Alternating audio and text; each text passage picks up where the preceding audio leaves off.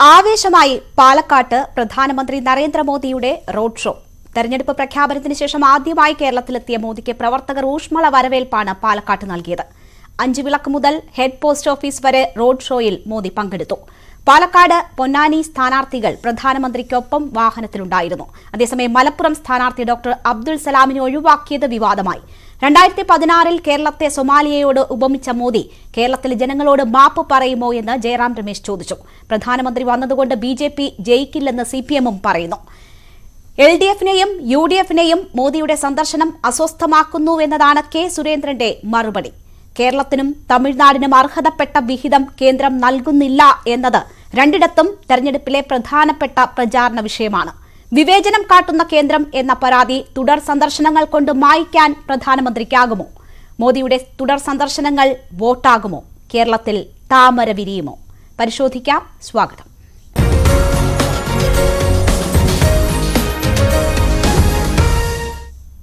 ചർച്ചയിൽ നമുക്കൊപ്പം ശ്രീ A. സമ്പത്ത് CPM-നെ പ്രതിനിധീകരിച്ച്, ശ്രീ ജിൻഡോ ജോൺ കോൺഗ്രസ് പ്രതിനിധി, ശ്രീ E. കൃഷ്ണദാസ് BJP പ്രതിനിധി എന്നിവരാണ് ചേരുന്നത്. ആദ്യം ശ്രീ E. കൃഷ്ണദാസ്, പ്രധാനമന്ത്രി നരേന്ദ്രമോദി നിങ്ങളുടെ സ്റ്റാർ ക്യാമ്പയിനറാണ്. പ്രധാനപ്പെട്ട ഒരു തെരഞ്ഞെടുപ്പ് വരുമ്പോൾ അദ്ദേഹം രാജ്യത്തുടനീളം നടന്ന പ്രചരണ പ്രവർത്തനങ്ങളിൽ ഏർപ്പെടുക എന്നത് മനസ്സിലാകും. ഇന്ന് പാലക്കാട്ട് 39 ഡിഗ്രി സെൽഷ്യസ് ആയിരുന്നു ചൂട്. കേരളം പോലെ ഒരു സംസ്ഥാനത്ത്, നിങ്ങൾ അക്കൗണ്ട് പോലും തുറന്നിട്ടില്ലാത്ത ഒരിടത്ത് പ്രധാനമന്ത്രിയെ ഇങ്ങനെ വെയിൽ കൊള്ളിക്കണമോ? എന്താണ് അദ്ദേഹത്തിന്റെ തുടർ വരവിന്റെ ലക്ഷ്യം? ഭാരതീയ ജനതാ പാർട്ടിയെ സംബന്ധിച്ച് ദക്ഷിണേന്ത്യ എന്നുള്ളത് വളരെ പ്രധാനപ്പെട്ട സംസ്ഥാനങ്ങളാണ് എന്നുള്ളത് 100% കരുതുന്ന ഒരു പാർട്ടിയാണ്. നമുക്കറിയാം, ഇപ്പോൾ നമുക്ക് ഭാരതീയ ജനതാ പാർട്ടിക്ക് പ്രാതിനിധ്യമുള്ളത് കർണാടകയിൽ പ്രാതിനിധ്യമുണ്ട്, അതേപോലെ തന്നെ നമ്മുടെ പോണ്ടിച്ചേരിയിലുണ്ട്, തെലങ്കാനയിൽ ഉണ്ട്. അക്കൗണ്ട് തുറക്കാൻ സാധിക്കാത്ത കേരളം, അതേപോലെ തന്നെ MP-മാര് മുമ്പ് നമുക്ക് തമിഴ്നാട്ടിൽ കന്യാകുമാരിയിൽ നിന്നുണ്ടായിട്ടുണ്ട്, അതേപോലെ തന്നെ ആന്ധ്രാപ്രദേശ്. എന്നാൽ ഇത്തവണ 130 സീറ്റുകളിൽ ഏതാണ്ട് 84 സീറ്റുകൾ ദക്ഷിണേന്ത്യയിൽ തന്നെ ജയിക്കാൻ സാധിക്കുന്ന സീറ്റുകളിൽ നിന്ന് പാർട്ടി ഐഡന്റിഫൈ ചെയ്തിട്ടുണ്ട്. സ്വാഭാവികമായിട്ടും പാർട്ടി എടുത്തിട്ടുള്ള ഒരു സ്ട്രാറ്റജി എന്ന് പറയുന്നത് ദക്ഷിണേന്ത്യയിൽ കൂടുതൽ ഭാരതീയ ജനതാ പാർട്ടി വേര് ഉറപ്പിക്കണമെന്നും അതിനെ സംബന്ധിച്ച് സ്വാഭാവികമായിട്ടും വലിയ പഠനങ്ങളുടെയൊക്കെ അടിസ്ഥാനത്തിൽ 84 സീറ്റ് ഐഡന്റിഫൈ ചെയ്തിട്ടുണ്ട്. ആ 84 സീറ്റുകളിൽ പരമാവധി ഞങ്ങളുടെ സ്റ്റാർ ക്യാമ്പയിനറായ നരേന്ദ്രമോദിജിയെ കൊണ്ടുവരുന്നതിൽ അത് സ്വാഭാവികമാണ്. അസ്വാഭാവികമായിട്ട് യാതൊന്നും അതിലില്ല. കാരണം ഇന്ന് ഇന്ത്യ രാജ്യത്തെ മാത്രമല്ല, ലോകം മുഴുവൻ ആരാധിക്കുന്ന ഒരു നേതാവായിട്ട് നരേന്ദ്രമോദിജി മാറിയിരിക്കുന്നു. ജനങ്ങൾ ആകാംക്ഷയോടെ വെയിൽ കൊണ്ട് ഈ നിങ്ങൾ നേരത്തെ സൂചിപ്പിച്ച 39 ഡിഗ്രിയും 40 ഡിഗ്രിയും ചൂടിൽ ജനങ്ങൾ കാത്തു നിൽക്കാൻ തയ്യാറാണ്. അതിൽ ആർക്കാണ് വേദന എന്ന് എനിക്ക് കൃഷ്ണദാസ്, ജനങ്ങൾ കാത്തുനിന്നു. BJP പ്രവർത്തകരാണ്. പ്രധാനമന്ത്രിയെ പോലെ ഒരു സ്റ്റാർ ക്യാമ്പയിനർ എത്തുമ്പോൾ പ്രവർത്തകർ അവിടെ ഉണ്ടാകണമല്ലോ, ഊഷ്മള സ്വീകരണം ഒരുക്കണമല്ലോ. പ്രവർത്തകർ കാത്തുനിന്നു. കുട്ടികളടക്കമുള്ളവർ വെയിൽ കൊണ്ട് അവശരായി. ചിലർ കുഴഞ്ഞു വീണു, വൃദ്ധരുൾപ്പെടെയുള്ളവർ കുഴഞ്ഞു വീണു. അവിടെയാണ് ഞാൻ ചോദിച്ചത്, 73-കാരനായ പ്രധാനമന്ത്രിയെ ഇങ്ങനെ റോഡ് ഷോയിൽ 1 കിലോമീറ്റർ ദൂരമാണ് എങ്കിൽ പോലും ഏതാണ്ട് 3/4 മണിക്കൂർ എടുത്തു അദ്ദേഹം ആ ദൂരം കടന്നു പോകാൻ. വലിയ ആവേശമുണ്ടായിരുന്നു, പുഷ്പവൃഷ്ടി ഉണ്ടായിരുന്നു. പക്ഷേ അദ്ദേഹം വെയിൽ കൊണ്ടിട്ട് കാര്യമുണ്ടോ എന്നുള്ളതാണ് ചോദ്യം. 100% ഉണ്ടാവുന്നു. നിങ്ങൾ അതായത് വെയിൽ കൊണ്ട് കാര്യമുണ്ടാവോ എന്ന് നിങ്ങൾ നോക്കിക്കോളൂ. ഞാൻ മനസ്സിലാക്കുന്നത് ഇന്നത്തെ ഈ പാലക്കാട് നടന്നിട്ടുള്ള ഈ ഷോവിന് ശേഷം വലിയൊരു വിഭാഗം മാർക്സിസ്റ്റ് പാർട്ടിയുടെ അണികൾ എന്ന് വിശ്വസിക്കുന്ന ആളുകൾ തന്നെ, അല്ലെങ്കിൽ മാർക്സിസ്റ്റ് പാർട്ടിയുടെ വ്യത്യസ്ത സംഘടനകളിൽ പെടുന്ന ആളുകൾ തന്നെ അദ്ദേഹത്തിന്റെ ഈ പറയുന്ന റോഡ് ഷോന്റെ ചില ക്ലിപ്പിങ്ങുകളാണ് അവർ സ്റ്റാറ്റസായി വെച്ചിരിക്കുന്നത്. അപ്പൊ നമുക്ക് കിട്ടുന്ന ഫീഡ്ബാക്ക് എന്ന് പറയുന്നത് ഇത് വലിയ ഒരു മാറ്റം പാലക്കാട് പോലുള്ള ഒരു സ്ഥലത്ത് പ്രകടമായിട്ട് നമുക്ക് കാണാൻ സാധിക്കുന്നുണ്ട്. ഞാനിപ്പോ പേരുകളോ അല്ലെങ്കിൽ സംഘടന പേരുകളോ ഒന്നും പറയാൻ ഞാൻ ഉദ്ദേശിക്കുന്നില്ല. പക്ഷേ മാർക്സിസ്റ്റ് പാർട്ടി പോലുള്ള പാർട്ടിയുടെ അണികൾ പോലും പ്രധാനമന്ത്രി നടത്തിയിട്ടുള്ള റോഡ് ഷോന്റെ ക്ലിപ്പിങ്ങുകൾ സ്റ്റാറ്റസായി വെക്കുക, അദ്ദേഹത്തിന്റെ ഫോട്ടോ സ്റ്റാറ്റസായി വെക്കുക എന്നൊക്കെ പറയുന്ന സമയത്ത് വലിയൊരു മാറ്റം നമുക്ക് കാണാൻ സാധിക്കുന്നുണ്ട് എന്നുള്ളതാണ് വസ്തുത. അപ്പൊ നിങ്ങൾ ഇത്തരത്തിലൊരു നെഗറ്റീവ് ക്യാമ്പയിൻ, അദ്ദേഹം ഒരു 73 വയസ്സായ പാലക്കാട് നിങ്ങളെ സംബന്ധിച്ച് നഗരസഭ നിങ്ങൾ ഭരിക്കുന്ന ഇടമാണ്, നിങ്ങൾക്ക് കുറച്ച് വേരോട്ടമുള്ള ഇടമാണ്. കഴിഞ്ഞ 2 നിയമസഭാ തെരഞ്ഞെടുപ്പുകളിൽ 2ാം സ്ഥാനത്തേക്ക് നിങ്ങൾ എത്തിയിട്ടുണ്ട്. പക്ഷേ ലോക്സഭാ തെരഞ്ഞെടുപ്പിൽ അത് പ്രതിഫലിച്ചില്ല എന്നതൊരു വസ്തുതയല്ലേ?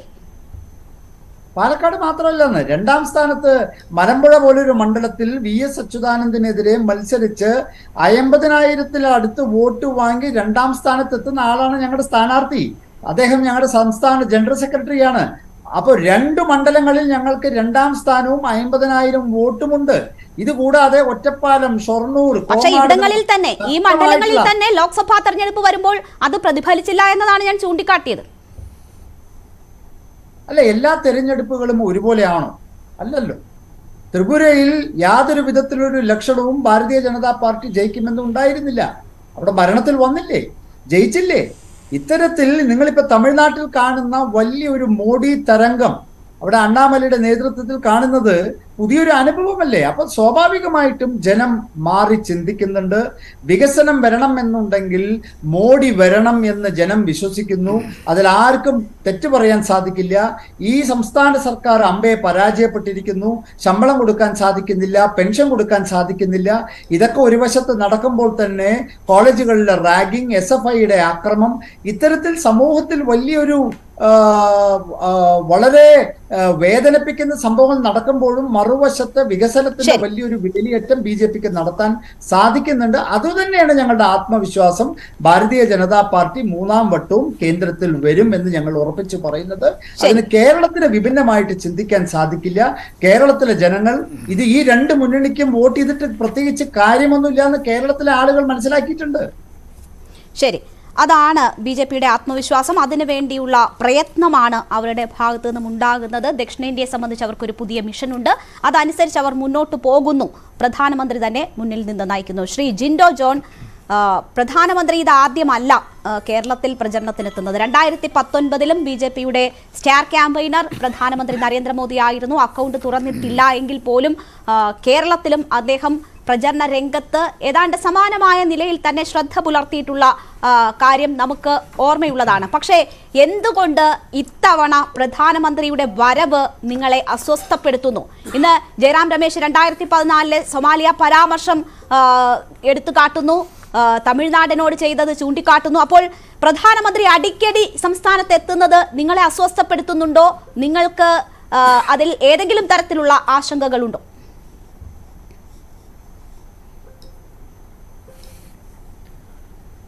ഞങ്ങൾക്ക് ഒരു ആശങ്കയുമില്ല. അദ്ദേഹം ഇന്ത്യയുടെ പ്രധാനമന്ത്രിയാണ്, BJPയുടെ നേതാവാണ്. അദ്ദേഹത്തിന് മറ്റെല്ലാവർക്കും ഉള്ളതുപോലെ തന്നെ കേരളത്തിൽ വന്ന് പ്രചരണം നടത്താനുള്ള സ്വാതന്ത്ര്യമുണ്ട്. അദ്ദേഹം കള്ളം പറയാതിരുന്നാൽ മാത്രം മതി. അദ്ദേഹം പ്രചരണം നടത്തിക്കോട്ടെ. അദ്ദേഹത്തിൻ്റെ പ്രചരണം നടത്തുന്നതിന് ഞങ്ങൾ എതിരൊന്നുമല്ല. പക്ഷേ യോഗി ആദിത്യനാഥ് പറഞ്ഞതുപോലെ കേരളം പോലെ ആകണോ എന്ന് പറഞ്ഞ ആ ദ്വയാർത്ഥ പ്രയോഗം, കർണാടകയിലെ തെരഞ്ഞെടുപ്പ് നടന്നപ്പോൾ കേരളം തൊട്ടടുത്ത് കേരളമാണ് എന്ന് BJPയുടെ നേതാക്കന്മാർ കർണാടകയിൽ പറഞ്ഞതുപോലെ അന്നൊക്കെ കേരളം എന്തോ മോശപ്പെട്ട സ്ഥലമായിരുന്നു. ഇന്നിപ്പോൾ കേരളത്തിലേക്ക് ഇവർ അടിക്കടി വരുന്നത് എന്ത് ലക്ഷ്യം വെച്ചിട്ടാണ് എന്ന് ഞങ്ങൾക്ക് സംശയമുണ്ട്. സംശയം സ്വാഭാവികമാണല്ലോ. പത്തനംതിട്ടയിൽ വന്ന് അദ്ദേഹം ക്രിസ്ത്യൻ മൈനോറിറ്റീസിന് നേരിടുന്ന പ്രയാസങ്ങളെക്കുറിച്ചിട്ട് വല്ലാതെ വാചാലനാകുമ്പോൾ മണിപ്പൂർ എന്ന് പറഞ്ഞൊരു സംസ്ഥാനം മാസങ്ങളായിട്ട് കത്തിയിരിക്കുകയാണ്. അവിടെ 400-ഓളം പള്ളികൾ ആക്രമിക്കപ്പെടുന്നു, സ്ഥാപനങ്ങൾ ആക്രമിക്കപ്പെടുന്നു, 200-300-ഓളം മനുഷ്യർ കൊല്ലപ്പെടുന്നു, 10,000-ങ്ങൾ പലായനം ചെയ്യപ്പെടുന്നു. അവിടുത്തെ ക്രൈസ്തവ ന്യൂനപക്ഷങ്ങൾ, ഗോത്രവർഗ്ഗക്കാരൊക്കെ വേട്ടയാടപ്പെട്ടപ്പോൾ അവിടേക്കൊന്ന് തിരിഞ്ഞു നോക്കാൻ, ഒന്ന് സംസാരിക്കാൻ, അവരെ ഒന്ന് ആശ്വസിപ്പിക്കാൻ, ചേർത്ത് നിർത്താൻ തയ്യാറാകാത്ത നരേന്ദ്രമോദി എത്രയോ കിലോമീറ്റർ, 1000കണക്കിന് കിലോമീറ്റർ ഇപ്പുറം ഈ കേരളത്തിൽ വന്നിട്ട് പത്തനംതിട്ടയിൽ വന്ന് ക്രൈസ്തവരോട് സ്നേഹം പ്രസംഗിക്കുകയാണ്. അപ്പോൾ ഞങ്ങൾക്ക് സംശയമുണ്ടാകുന്നത് സ്വാഭാവികമല്ലേ? അത്രയേ ഉള്ളൂ. പിന്നെ അദ്ദേഹത്തിൻ്റെ വരവിൽ ഞാൻ കാണുന്ന ഒന്നാമത്തെ കാര്യം, LDFൻ്റെ കൺവീനർ തന്നെയാണ് രാജീവ് ചന്ദ്രശേഖരൻ്റെ കൂട്ടുകച്ചവടക്കാരൻ എന്നുള്ള കാര്യങ്ങൾ പുറത്തു വരുമ്പോൾ അതുപോലെയുള്ള സ്ഥാനാർത്ഥികളെ LDFനും BJPക്കും ഒരേപോലെ ഇഷ്ടപ്പെടുന്ന ഒരു സ്ഥാനാർത്ഥിയാണെന്ന് പറയുമ്പോൾ ഇവിടെ വ്യത്യസ്തമായിട്ടൊരു സാധ്യതയില്ല. അപ്പോൾ പിന്നെ ആ പരാജയ ഭീതി കൊണ്ടാണോ? അല്ലെങ്കിൽ തൃശ്ശൂർ മറ്റേ K മുരളീധരൻ്റെ വരവോടുകൂടി ഞാൻ പ്രചരണം നിർത്തിപ്പോവും, ആളില്ലെങ്കിൽ വഴക്കൂടി ഞാൻ തിരുവനന്തപുരം തിരുവനന്തപുരത്തേക്ക് പോകുമെന്നൊക്കെ പറഞ്ഞ സുരേഷ് ഗോപിയുടെ ആ ഇച്ഛാഭംഗം പരിഹരിക്കുന്നതിന് വേണ്ടിയിട്ടാണോ? അല്ലെങ്കിൽ പത്തനംതിട്ടയിൽ അനിൽ ആന്റണിയെ പ്രഖ്യാപിച്ചപ്പോൾ അവിടുത്തെ മോർച്ചയുടെ ജില്ലാ പ്രസിഡന്റ് രാജിവെച്ചോ അത് ഇവർ പുറത്താക്കിയോ എന്ന് നമുക്കറിയില്ല. പക്ഷെ പ്രതിഷേധിച്ചു. PC ജോർജിനെ പോലെയുള്ളവരുടെ പ്രതിഷേധം അത് പരിഹരിക്കാൻ വേണ്ടിയിട്ട് വന്നതാണോ എന്താണ് എന്ന് നമുക്കറിയില്ല. ഇനി അതിനും അപ്പുറം ഉദ്ഘാടനം ചെയ്യാൻ വേണ്ടിയിട്ട് പത്മനാഭൻ എന്ന് വിളിക്കുമ്പോൾ പത്മജ കയറി ഉദ്ഘാടനം ചെയ്യുന്ന ഗതികേടിലേക്ക് കേരളത്തിലെ BJP പോയതിൻ്റെ സങ്കടം പരിഹരിക്കാൻ വേണ്ടിയിട്ടാണോ അദ്ദേഹം വന്നത്? ഇതൊന്നും നമുക്കറിയില്ല. ഇനി BJPയുടെ പ്രതിനിധി പറഞ്ഞൊരു കാര്യമുണ്ട്. അദ്ദേഹം പറയുന്നത് കേരളത്തിലെ പിണറായി സർക്കാരിനെതിരായിട്ടാണ് ഇവരുടെ പ്രചരണം എന്ന് പറയുന്നു. എങ്കിൽ നിങ്ങൾ എന്തിൻ്റെ പേരിലാണ് അവർക്കെതിരെ സംസാരിക്കുന്നത്? അഴിമതിയുടെ കാര്യത്തിലാണെങ്കിൽ ഞങ്ങൾ പിണറായി സർക്കാരിനെതിരെയാണ് ഞങ്ങളുടെ സമരങ്ങൾ മുഴുവൻ. അങ്ങനെയാണെങ്കിൽ അഴിമതിയെക്കുറിച്ച് പറയാൻ നിങ്ങൾക്ക് എന്ത് യോഗ്യതയുണ്ട്? ഇന്ത്യ കണ്ട ഏറ്റവും വലിയ കറപ്ഷൻ ആയിട്ടുള്ള പെട്രോളിയം നികുതി കൊള്ള കഴിഞ്ഞ 10 വർഷക്കാലമായിട്ട് ഈ രാജ്യത്തെ മുഴുവൻ ആളുകളെയും നിങ്ങൾ നികുതിയുടെ പേരിൽ പെട്രോളിയം ഉൽപ്പന്നങ്ങളുടെ പേരിൽ കൊള്ളയടിച്ചുകൊണ്ടിരിക്കുക. അന്താരാഷ്ട്ര മാർക്കറ്റിൽ വില കുറയുമ്പോൾ ഇന്ത്യയിലെ മനുഷ്യരിൽ നിന്ന് നിങ്ങൾ വില കൂട്ടി വാങ്ങിക്കൊണ്ടിരിക്കുകയായിരുന്നു. ഗ്യാസിൻ്റെ വില കൂട്ടി എന്ന് മാത്രമല്ല സബ്സിഡി ഇല്ലാതാക്കപ്പെടുന്ന സാഹചര്യമുണ്ട്. ഇനി ഇലക്ട്രൽ ബോണ്ട് ആയിക്കൊള്ളട്ടെ, അല്ലെങ്കിൽ പ്രധാനമന്ത്രിയുടെ PM കെയർ ഫണ്ട് ആയിക്കൊള്ളട്ടെ, കൽക്കരി കുംഭകോണമായിക്കൊള്ളട്ടെ, ഇങ്ങനെ അഴിമതിയുടെ കാര്യത്തിൽ നിങ്ങൾക്ക് പിണറായി വിജയനെ വിമർശിക്കാൻ യാതൊരു യോഗ്യതയും അർഹതയുമില്ല. ഇനി രണ്ടാമത് നിങ്ങൾ അക്രമത്തെ, SFIക്കാർ നടത്തിയ അക്രമത്തെ, ആൾക്കൂട്ട കൊലപാതകത്തെ നിങ്ങൾ ആക്ഷേപിക്കുമ്പോൾ കേരളത്തിന് പുറത്തുള്ള സംസ്ഥാനങ്ങളിൽ സംഘപരിവാറിൻ്റെ ഭീകരവാദികൾ അവിടെ ആൾക്കൂട്ട അക്രമം നടത്തുന്നതും ദളിത് പീഡനം നടത്തുകയും ദളിതരുടെ മുഖത്ത് മൂത്രമൊഴിക്കുകയൊക്കെ ചെയ്യുന്ന ഗതികെട്ട കാഴ്ചകൾ ഈ രാജ്യത്തിന് സംഭാവന ചെയ്ത കഴിഞ്ഞ 10 വർഷക്കാലത്തെ നിങ്ങൾ എങ്ങനെ അഡ്രസ്സ് ചെയ്യും? നിങ്ങൾ ഈ കേരളത്തിൽ വന്ന് നിങ്ങൾ എന്തൊക്കെ പറയുന്നോ അത് കേരളത്തിന് പുറത്ത് മുഴുവൻ സംസ്ഥാനങ്ങളിൽ നിങ്ങളുടെ നേരെ വിരൽ ചൂണ്ടപ്പെടുന്ന വിഷയങ്ങളാണ്. ഇനി വിലക്കയറ്റത്തെക്കുറിച്ച് നിങ്ങൾ പറയുമ്പോൾ ഈ രാജ്യത്ത് ഇത്രത്തോളം വിലക്കയറ്റം ഉണ്ടായിട്ട് അതിന് ആശ്വാസം നൽകുന്ന എന്ത് പദ്ധതിയാണ് നിങ്ങൾ നൽകിയത്? ഇന്ന് നരേന്ദ്രമോദിയുടെ റോഡ് ഷോയ്ക്ക് പുഷ്പവൃഷ്ടി നടത്തുന്ന മനുഷ്യരും അവരും വലിയ വില കൊടുത്തല്ലേ സാധന സാമഗ്രികൾ മേടിക്കുന്നത്, നിത്യോപയോഗ സാധനങ്ങൾ വാങ്ങുന്നത്, ജീവൻ രക്ഷാ മരുന്നുകൾ അടക്കം വാങ്ങുന്നത്. അപ്പോൾ അവർ ഈ വിലക്കയറ്റത്തിൻ്റെ ദുരിതം അനുഭവിക്കുമ്പോൾ അവർക്ക് ആശ്വാസകരമായിട്ട് എന്ത് നടപടി ഈ സർക്കാർ 10 വർഷക്കാലമായിട്ട് എടുത്തു? ഇനി ഏറ്റവും അവസാനം ഭാരത് റൈസും കെ റൈസും തമ്മിലുള്ള തർക്കത്തിൽ POS മെഷീൻ്റെ മുമ്പിൽ പോയി ക്യൂ നിന്ന കേരളത്തിലെ ലക്ഷക്കണക്കിന് മനുഷ്യർ റേഷൻ കടയുടെ മുമ്പിൽ പോയി ഈ പിണറായി വിജയൻ സർക്കാരിൻ്റെയും മോദി സർക്കാരിൻ്റെയും ഇരട്ട എഞ്ചിൻ സർക്കാരുകളുടെ പരസ്പര മത്സരത്തിൽ ഗതികെട്ട് പട്ടിണിയിലേക്ക് പോകുന്ന മനുഷ്യരെ നിങ്ങൾ എങ്ങനെ അഡ്രസ്സ് ചെയ്യും? അപ്പോൾ നിങ്ങൾക്ക് അഡ്രസ്സ് ചെയ്യാൻ പറ്റില്ല. തൊഴിലില്ലായ്മയെ കുറിച്ചിട്ട് നിങ്ങൾ പിണറായി വിജയനെതിരെ ആക്ഷേപിച്ചാൽ നിങ്ങൾ ലക്ഷക്കണക്കിന് തൊഴിൽ കൊടുക്കുമെന്ന് വാഗ്ദാനം ചെയ്തു വന്ന നിങ്ങളുടെ ഗ്യാരണ്ടി ഫോൾസ് ആയിരുന്നു തെളിയിക്കപ്പെട്ട ചരിത്രമാണ്. 45 വർഷത്തെ ഏറ്റവും വലിയ തൊഴിലില്ലായ്മയിലേക്ക് ഈ രാജ്യത്തെ തള്ളിവിട്ടു. അപ്പോൾ ഏതൊക്കെ കാരണം കൊണ്ട് നിങ്ങൾ പിണറായി സർക്കാരിനെ വിമർശിക്കുന്നോ ആ കാരണങ്ങളൊക്കെ അതിന്റെ 100 മടങ്ങ് നിങ്ങൾ നേരിടേണ്ടി വരികയാണ്. അപ്പോൾ നിങ്ങൾക്കൊരു യോഗ്യതയും ഇല്ല ഇതിനെക്കുറിച്ച് പറയാൻ. പിന്നെ ഇതെല്ലാം പറയുമ്പോഴും ഒരൊറ്റ കാര്യം ഒരൊറ്റ കാര്യം സൂചിപ്പിക്കട്ടെ. ഇവിടെ ഇന്ന് നമ്മളൊരു രസകരമായ ഒരു കാഴ്ച കൂടി കണ്ടു. മലപ്പുറത്തെ BJPയുടെ സ്ഥാനാർത്ഥി മലപ്പുറത്ത് BJPയുടെ സ്ഥാനാർത്ഥി അബ്ദുൾ സലാമിന് മോദിയുടെ കൂടെ പ്രധാനമന്ത്രിയുടെ കൂടെ വാഹനത്തിൽ ഇടം കിട്ടിയില്ല. ഞാൻ മനസ്സിലാക്കുന്നത് അദ്ദേഹത്തിന് വാഹനത്തിലല്ല ഇടം കിട്ടാത്തത്. നരേന്ദ്രമോദി എന്ന് പറഞ്ഞ ഇന്ത്യയുടെ പ്രധാനമന്ത്രിയുടെ മനസ്സിലാണ് അബ്ദുൾ സലാമിന് ഇടം കിട്ടാതെ പോയത്. അബ്ദുൾ സലാമിന് ഇപ്പോഴും കാര്യങ്ങളൊന്നും വ്യക്തമായിട്ട് മനസ്സിലായിട്ടില്ല. ഈ രാജ്യത്ത് 2021 ശേഷം ഏതെങ്കിലും ഒരു സ്ഥാനത്തേക്ക്, ഒരു നിയമസഭയിലേക്കോ പാർലമെന്റിലേക്കോ BJP ഒരു മുസ്ലിം വിഭാഗത്തിൽ ഒരാളെ ജയിപ്പിച്ചിട്ടില്ല. മത്സരിപ്പിച്ചിട്ടുണ്ടെങ്കിൽ തന്നെ ഒരിക്കലും ജയിക്കാത്ത സാധ്യതകളേ ഉള്ളൂ. ഈ പുതിയ പാർലമെന്റിന്റെ ഉദ്ഘാടന സെഷനിൽ, ആദ്യ സെഷനിൽ തന്നെ BSPയുടെ MP ആയിട്ടുള്ള ഡാനിഷ് അലിയെ തീവ്രവാദി എന്നുള്ള വംശീയ അധിക്ഷേപം നടത്തിയപ്പോൾ അതിനെ ഒന്ന് എതിർക്കാൻ, അതിനെ ഒന്ന് ചെറുക്കാൻ BJPയുടെ പ്രധാനമന്ത്രിക്കോ നിർദ്ദേശപ്രകാരമായിരുന്നു എന്നതാണ് ചൂണ്ടിക്കാട്ടുന്നത്. അദ്ദേഹം തന്നെ അക്കാര്യങ്ങൾ വിശദീകരിച്ചിട്ടുണ്ട്. അതിൽ മറ്റ് ഉള്ളവർ കാണിക്കുന്ന ഈ പ്രതികരണങ്ങൾ അത് രാഷ്ട്രീയമാണ് എന്നതാണ് അബ്ദുൾ സലാം തന്നെ സൂചിപ്പിച്ചത്. SPGയുടെ നിർദ്ദേശമുണ്ടായിരുന്നു. പിന്നെ ഒരു സ്ത്രീയെ ഒഴിവാക്കി അദ്ദേഹത്തെ നിർത്തിയാൽ സ്ത്രീയെ അവഗണിച്ചു എന്നൊരു പരാമർശം നിങ്ങളൊക്കെ തന്നെ നടത്തും.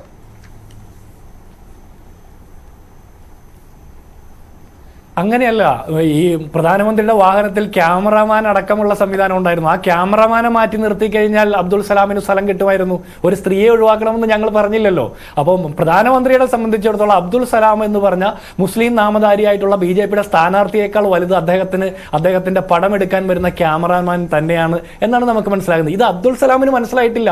അതുകൊണ്ടാണ് അദ്ദേഹം ന്യായീകരിക്കുന്നത്. പക്ഷേ കേരളത്തിലെ സാമാന്യ ബുദ്ധിയുള്ള മുഴുവൻ മനുഷ്യർക്ക് കാര്യമൊക്കെ മനസ്സിലായിട്ടുണ്ട് എന്തുകൊണ്ടാണ് അബ്ദുൾ സലാമിന് ഇടം കിട്ടുന്നത്. കിട്ടാതിരുന്നത്. പിന്നെ SPGയുടെ നോട്ടിൽ പേരുണ്ടായില്ല എന്ന് പറഞ്ഞാൽ ആ പ്രദേശത്തെ 3 സ്ഥാനാർത്ഥികളെ, 3 മണ്ഡലങ്ങളിലെ BJPയുടെ സ്ഥാനാർത്ഥികളെ, NDAയുടെ സ്ഥാനാർത്ഥികളെ പ്രധാനമന്ത്രിയോടൊപ്പം വാഹന പര്യടനത്തിൽ ഉൾപ്പെടുത്തുമെന്നാണ് മാധ്യമങ്ങളോടക്കം പറഞ്ഞിട്ടുണ്ടായിരുന്നത്. അപ്പോൾ പിന്നെ SPGയുടെ അദ്ദേഹവും പറയുന്നു. പക്ഷേ അവിടെ എത്തിയപ്പോൾ സാഹചര്യങ്ങൾ മാറി എന്നതാണ് അദ്ദേഹം സൂചിപ്പിക്കുന്നത്. നമുക്ക് അത് BJP പ്രതിനിധിയോട് തന്നെ ചോദിക്കാം. അതിനു മുൻപ് ശ്രീ A. സമ്പത്ത്, ഇവിടെ ഇന്ന് AK ബാലൻ മാധ്യമങ്ങളെ കണ്ടപ്പോഴും പ്രധാനമന്ത്രിയുടെ വരവുമായി ബന്ധപ്പെട്ട കാര്യങ്ങൾ സൂചിപ്പിക്കുന്നു. അവരുടെ സ്ഥാനാർത്ഥിയെ അദ്ദേഹത്തിന്റെ വാഹനത്തിലൊപ്പം കൂട്ടാത്തതിനെ കുറിച്ച് ചോദിക്കുന്നു. ന്യൂനപക്ഷങ്ങളോടുള്ള BJPയുടെ സമീപനം എന്ന നിലയിലാണ് അക്കാര്യം ചൂണ്ടിക്കാട്ടിയിരിക്കുന്നത് ശ്രീ AK ബാലൻ. പക്ഷെ നോക്കൂ, ഇവിടെ ഇപ്പോൾ ഒരു രാഷ്ട്രീയ പാർട്ടി അവർ നടത്തുന്ന ഒരു റോഡ് ഷോ, അതിൽ ആരെ ഉൾക്കൊള്ളിക്കണം, ആരെ ഒഴിവാക്കണം എന്നതൊക്കെ ഉള്ളത് അവരുടെ തീരുമാനങ്ങളല്ല. ഇതിനെല്ലാത്തിലും ഇങ്ങനെ ന്യൂനപക്ഷങ്ങളുടെ എതിരായ നിലപാട് എന്ന രീതിയിൽ അത് കണ്ട് ആ രീതിയിൽ അവതരിപ്പിക്കുന്നതിൽ എന്തെങ്കിലും ലക്ഷ്യമുണ്ടോ അത്തരം നറേറ്റീവുകളിലേക്ക് എത്തുന്നതിൽ?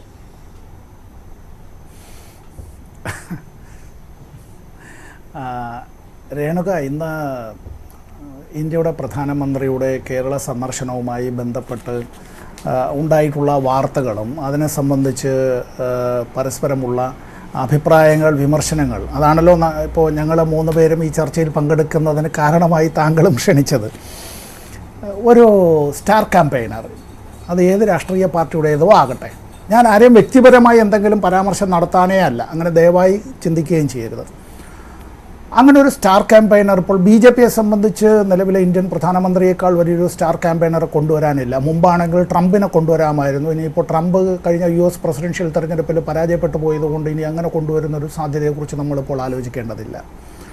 പിന്നെ കേരളം നമ്മൾ മുമ്പേ തന്നെ ദൈവത്തിൻ്റെ സ്വന്തം നാട് എന്ന് എല്ലാവരും വിശേഷിപ്പിക്കുന്നതായി നാട്ടിലേക്ക് നമ്മളെല്ലാവരെയും 2 കൈ നീട്ടി സ്വീകരിക്കുന്നത്, നമ്മുടെ അതിഥികളായി അവരെല്ലാവരും വരട്ടെ, കേരളത്തെ കാണട്ടെ, കേരളീയരെ അറിയട്ടെ, കേരളത്തെ പഠിക്കട്ടെ, കേരളത്തിൽ നിന്ന് പല കാര്യങ്ങളും അവർ ഉൾക്കൊള്ളട്ടെ. ഞാനിപ്പോൾ എന്താ ഇത് പറയാൻ കാരണമെന്ന് ചോദിച്ചാൽ, ഒരു സ്റ്റാർ ക്യാമ്പയിനറെ അങ്ങനെ നമ്മൾ ഒരു തെരഞ്ഞെടുപ്പ് പ്രചരണത്തിന് ആനയിച്ച് കൊണ്ടുവരുമ്പോൾ എല്ലാ ശ്രദ്ധയും ആ വാഹനത്തിലേക്ക്, ആ വ്യക്തിയിലേക്ക് ആയിരിക്കുമ്പോൾ നിർബന്ധമായും എന്തായിരിക്കും രേണുക? ആ ലോക്സഭാ മണ്ഡലത്തിലെ സ്ഥാനാർത്ഥി അല്ല, ഒന്നിലേറെ ലോക്സഭാ മണ്ഡലങ്ങൾ ചേർന്ന ഭാഗത്താണ് ആ റോഡ് ഷോ നടക്കുന്നതെങ്കിൽ അങ്ങനെ ആ സ്ഥാനാർത്ഥികളെ സ്വാഭാവികമായും അദ്ദേഹത്തോടൊപ്പം അങ്ങനെ തന്നെ നിർത്തുമല്ലോ.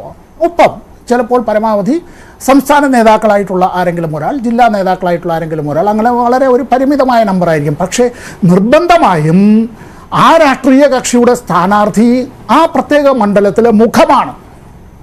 ആ സ്ഥാനാർത്ഥിയുടെ പേരും ചിത്രവുമാണ് നമ്മുടെ ഇലക്ട്രോണിക് വോട്ടിംഗ് യന്ത്രത്തിൽ ഉണ്ടാവുക, പോസ്റ്ററിൽ അച്ചടിക്കുക, ഈ സ്ലിപ്പുകളായി പ്രവർത്തകർ വീടുകളിൽ നൽകുക എന്നുള്ളത്. പേരെന്തോ ആകട്ടെ, ഞാൻ അദ്ദേഹത്തിൻ്റെ മറ്റേതെങ്കിലും കാര്യങ്ങളെക്കുറിച്ചൊന്നും ഞാനിവിടെ പറയാൻ ആഗ്രഹിക്കുന്നില്ല. ജാതി, മത, വർണ്ണ, വർഗ, ഭാഷ അത്തരം കാര്യങ്ങളെ സംബന്ധിച്ചല്ല, ലിംഗത്തെ സംബന്ധിച്ചൊന്നും ഞാനതൊന്നും പറയാനൊന്നുമല്ല ഈ വേള ഉപയോഗിക്കുന്നത്. അപ്പോൾ ഇത്തരമൊരു കാര്യത്തെ സംബന്ധിച്ച് ചർച്ച ഉണ്ടാകുമെന്നുള്ളത് ഉറപ്പാണ്. ആ ചർച്ചയുമായി ബന്ധപ്പെട്ട് BJPയാണ് മറുപടി പറയേണ്ടത്. ഇതേ സമയം തന്നെ BJPയുടെ കാസർഗോഡ് അവരുടേതായ യോഗം, അത്തരത്തിൽ തെരഞ്ഞെടുപ്പുമായി ബന്ധപ്പെട്ട് കൂടിയ യോഗത്തിൽ തന്നെ വല്ലാത്തതായിട്ടുള്ള അഭിപ്രായ വ്യത്യാസങ്ങൾ അത് മറന്നേക്ക് പുറത്തു വന്നിട്ടുള്ളത് നമ്മുടെ മുന്നിൽ അതും ചിത്രമായി വന്നിട്ടുണ്ട്. ഇപ്പോൾ കേരളത്തിലേക്ക് ഇങ്ങനെ പ്രധാനമന്ത്രിയുടെ വരവ് വരുമ്പോൾ BJPയുടെ സംസ്ഥാന അധ്യക്ഷൻ പറഞ്ഞിട്ടുള്ള വല്ലാത്ത അഹങ്കാരം നിറഞ്ഞ ചില BJP നേതാക്കളുടേതായിട്ടുള്ള വല്ലാത്ത ധിക്കാരം നിറഞ്ഞതായിട്ടുള്ള ചില വർത്തമാനങ്ങളുണ്ട്. അത് ഒരു കാരണവശാലും ഇന്ത്യയിലെ ഏതെങ്കിലും ഒരു സംസ്ഥാനത്ത് അത്തരത്തിലുള്ള വർത്തമാനങ്ങൾ ഉണ്ടാവാൻ പാടില്ലാത്തതാണ്. വിശേഷ കേരളം പോലുള്ളൊരു സംസ്ഥാനത്ത് ഒരിക്കലും ഉണ്ടാകാൻ പാടില്ലാത്തതാണ്. നമ്മുടെ ഈ ചർച്ചയിൽ ഇപ്പോൾ ശ്രീ കൃഷ്ണദാസ് അങ്ങനെ പറഞ്ഞു എന്നല്ല ഞാൻ പറഞ്ഞത്. അദ്ദേഹത്തിൽ നിന്ന് അങ്ങനെ ഒരു അഭിപ്രായമേ ഉണ്ടായില്ല. അദ്ദേഹത്തെക്കുറിച്ചല്ല, ദയവായി അതുകൊണ്ട് ചേട്ടൻ അങ്ങനെ എന്നോട് തെറ്റിദ്ധരിക്കരുത്. ഞാൻ അങ്ങനെ ഉദ്ദേശിച്ചിട്ടല്ല. എന്താ പറഞ്ഞത് BJPയുടെ പ്രധാനപ്പെട്ട നേതാക്കൾ? ഇവിടെ മോദി ഉള്ളത് കൊണ്ടാണ് നിങ്ങളെല്ലാം കഞ്ഞി കുടിച്ച് കിടക്കുന്നത് പറഞ്ഞതാണ്. ഇങ്ങനെയെല്ലാം പറയുമ്പോൾ ഒരു കാര്യം ആലോചിക്കണം. ഇന്ത്യക്ക് ഏറ്റവും കൂടുതൽ വിദേശ നാണ്യം നേടിക്കൊടുക്കുന്ന നിലയിലേക്ക് ഈ രാജ്യത്തിന് പുറത്തുപോയി ലോകത്തിലെ വിവിധ രാഷ്ട്രങ്ങളിൽ പണിയെടുക്കുന്നവർ, ലോകത്ത് ഇന്ത്യൻ രൂപയുടെ വിലയിടിവ് എന്നുള്ളതിനെ സംബന്ധിച്ച് നമ്മൾ പ്രത്യേകിച്ച് ആരെയും പഠിപ്പിക്കേണ്ടതായിട്ടില്ല. ഈ ഡോളറും പൗണ്ടും യെന്നും ദിർഹവും ദിനാറും യൂറോയും എല്ലാമായി ഇന്ത്യ ഗവൺമെൻറ്റിൻ്റെ ഖജനാവിലേക്ക് വന്നുകൂടുന്നത് ഈ മലയാളികൾ അടക്കമുള്ള ആളുകൾ പുറത്തുപോയി പണിയെടുത്തിട്ടാണ്. ഈ ഐക്യകേരള സംസ്ഥാനം രൂപീകൃതമാകുന്നതിന് മുമ്പ് തന്നെ നെല്ലരിയുടെ കാര്യത്തിൽ ഈ കേരളം, അത് പാലക്കാട് നെല്ലറ ഉണ്ടായതുകൊണ്ടോ ഇപ്പുറത്ത് ഈ നാഞ്ചിനാട് വിട്ടുപോയത് കൊണ്ട് എന്ന് സംഭവിച്ചതാണെന്ന് ധരിച്ചു കളയരുത്. 1956 പോലും നമുക്ക് ആവശ്യമായിട്ടുള്ള നെല്ലരിയുടെ 30-33% പോലും ഇവിടെ ഉൽപ്പാദിപ്പിക്കാൻ കഴിഞ്ഞിട്ടില്ല.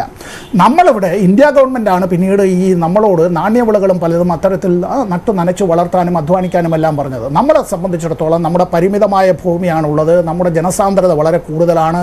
നമുക്ക് ഈ മറ്റു ചില സംസ്ഥാനങ്ങളിൽ ഉള്ളതുപോലെയുള്ള കാര്യങ്ങളൊന്നും ഇവിടെ നടക്കില്ല. അതിനെപ്പറ്റി തർക്കിക്കാൻ നമ്മളത് ഇപ്പോൾ തെരഞ്ഞെടുപ്പായതുകൊണ്ട് ഞാനൊരു തർക്കത്തിനല്ല, നമ്മൾ ആരും തർക്കിച്ചിട്ട് കാര്യമില്ല. അരുണാചൽ പ്രദേശിൽ എന്തേ ഖനവ്യവസായങ്ങൾ വരാത്തത് എന്ന് ചോദിച്ചിട്ട് വല്ല അർത്ഥമുണ്ടോ?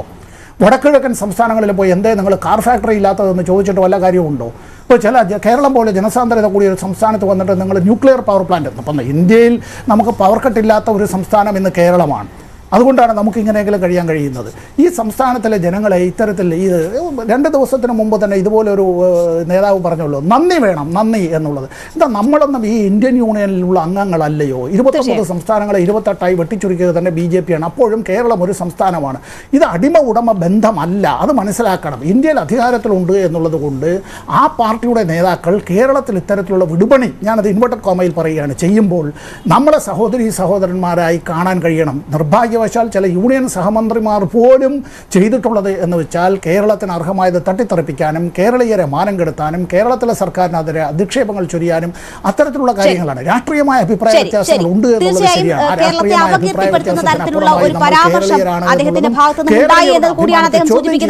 ഞാൻ BJP പ്രതിനിധിയിലേക്ക് വരാം. നിരവധി വിഷയങ്ങൾ ഈ ചർച്ചയിൽ ഉയർന്നു വന്നിട്ടുണ്ട്. അതിന് താങ്കളുടെ മറുപടി ആവശ്യമാണ്. ഒരു ചെറിയ ഇടവേളയ്ക്ക് ശേഷം ഞാൻ താങ്കളിലേക്ക് എത്താം.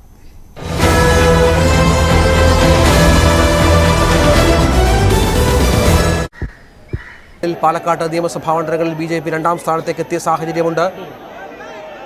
വലിയ പോരാട്ടങ്ങൾ നടക്കുന്ന BJPയുടെ നിരവധി മണ്ഡലങ്ങൾ പാലക്കാട്ടുണ്ട്. മോദിയുടെ വരവ് പാലക്കാട്ടെ കൃഷ്ണകുമാർ അടക്കമുള്ള സ്ഥാനാർത്ഥികൾക്ക് ഊർജ്ജം പകരും, അവരുടെ പ്രചരണത്തിന് ഊർജ്ജം പകരുമെന്ന കണക്കൂട്ടിലാണ് BJP ഉള്ളത്.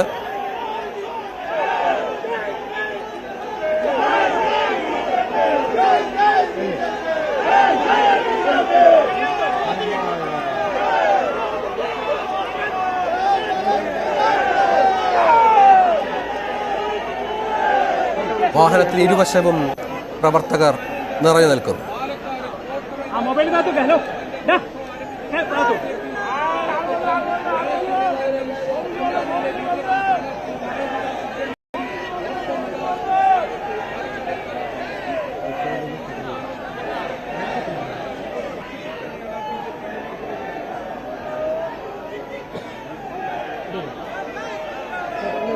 വലിയ ജനപങ്കാളിത്തം ഈ റോഡിന് ഇരുവശത്തും. അപാലവൃദ്ധം ജനങ്ങളും നരേന്ദ്രമോദിയെ കാണാനായി കാത്തു നിൽക്കുന്നു എന്നുള്ളതാണ്.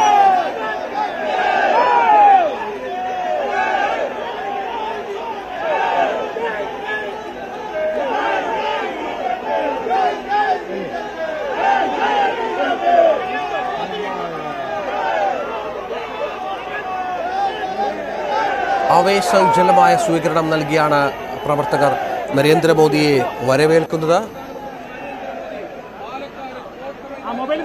ഇന്ന് പൊതുസമ്മേളനം അടക്കമുള്ള കാര്യങ്ങൾ പാലക്കാട് ഉണ്ടാവില്ല. ഈ റോഡ് ഷോയ്ക്ക് ശേഷം അദ്ദേഹം തിരികെ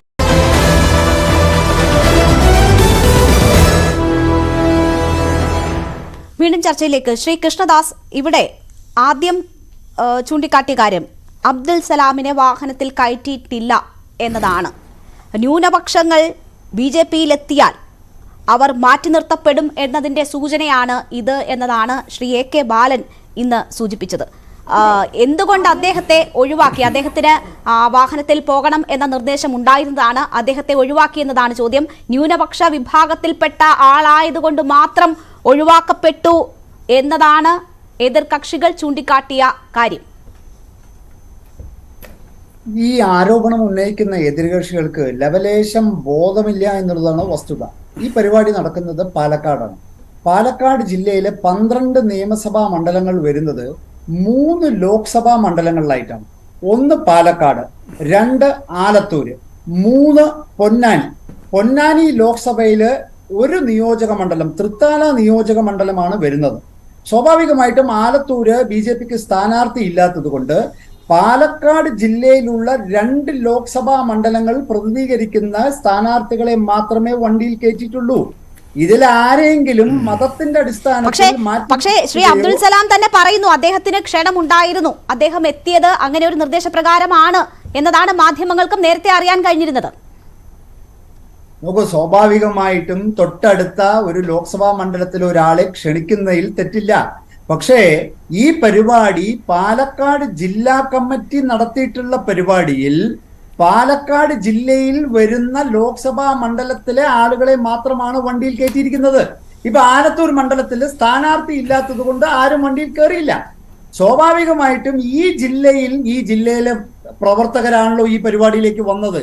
സ്വാഭാവികമായിട്ടും മലപ്പുറത്തെ സ്ഥാനാർത്ഥി സ്വാഭാവികമായിട്ടും വണ്ടിയിൽ കയറിയിട്ട് പാലക്കാട്ട് ജനങ്ങളോട് വോട്ട് ചോദിക്കണം എന്ന് പറഞ്ഞ് ഇത് കൃഷ്ണദാസ് ഈ പരിപാടി സംഘടിപ്പിക്കുമ്പോൾ തന്നെ എങ്ങനെയായിരിക്കും സംവിധാനം, എത്ര പേർക്കായിരിക്കും വാഹനത്തിൽ കയറാൻ അവസരം ഉണ്ടാവുക തുടങ്ങിയ കാര്യങ്ങൾ വ്യക്തമാണല്ലോ. അപ്പോൾ അദ്ദേഹത്തെ അവിടെ വരെ വിളിച്ചു വരുത്തി ഈ രീതിയിൽ അപമാനിച്ച് പറഞ്ഞു വിടണമായിരുന്നു. എതിർ കക്ഷികൾക്ക്, എതിർ പാർട്ടിക്കാർക്ക് ഇങ്ങനെ നിങ്ങളെ ആക്ഷേപിക്കാൻ ഒരു അവസരം ഉണ്ടാക്കി കൊടുക്കണമായിരുന്നോ? രേണുക, ഈ ജിൻഡോം സമ്പത്തും ഒക്കെ പറയുന്ന സമയത്ത് താങ്കൾ പഞ്ചമടക്കി അവിടെ ഈ പറയുന്ന ഒരു അക്ഷരം മിണ്ടാണ്ടെന്നല്ലോ ഞാൻ പറയുമ്പോൾ ഞാൻ അവരോട് ചോദിക്കേണ്ടത് ചോദിച്ചു. ഇങ്ങനെ ആയിരിക്കില്ലെന്ന് നിങ്ങളുടെ ന്യായീകരണം എന്താണെന്നുള്ളത് ചൂണ്ടിക്കാണിക്കുകയും പറയുകയും ചെയ്തു. ഞാനൊന്ന് പൂർത്തീകരിക്കുന്നതിന് മുമ്പ് ഇടയിൽ കയറിയിട്ട് ഈ വീണ്ടും ചോദിക്കരുത്. ഞാൻ ഒരിക്കൽ കൂടി ഞാൻ പറഞ്ഞു തരാം. ഈ ജില്ലയുടെ പരിപാടിയിൽ ഈ ജില്ലയിലെ 3 ലോക്സഭാ മണ്ഡലങ്ങളിൽ പ്രതികരിക്കുന്ന ആളുകളെയാണ് ക്ഷണിച്ചിട്ടുള്ളത്. അദ്ദേഹത്തെയും ക്ഷണിച്ചു. അദ്ദേഹത്തെ ക്ഷണിച്ചതിന്റെ അടിസ്ഥാനത്തിൽ അദ്ദേഹം വന്നു.